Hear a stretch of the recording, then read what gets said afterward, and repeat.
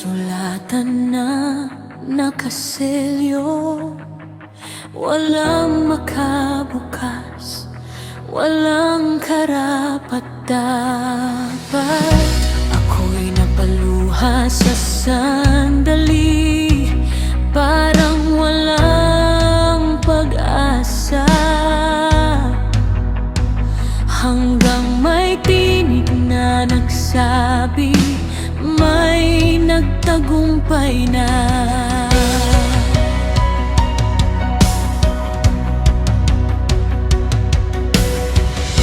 Isang kordero ang lumapit na tila pinatay noon, ngunit siya'y buhay at siya ang nagtagumpay.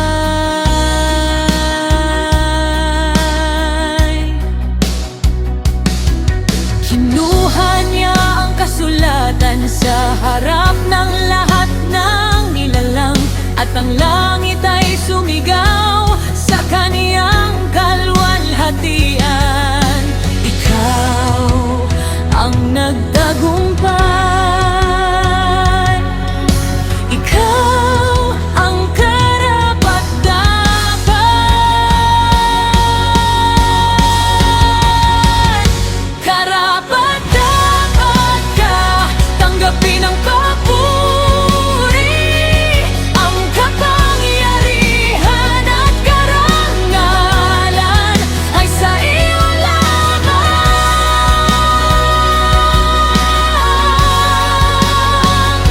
Karapat-dapat ka dahil sa iyong dugo, tinubos mo ang bawat bansa para sa iyo.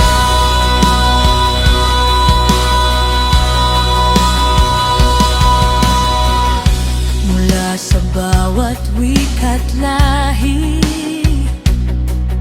ikaw ay sumagip ng buhay.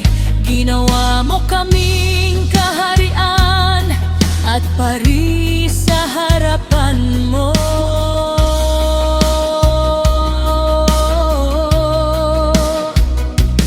Sa iyong sakripisyo, Diyos, may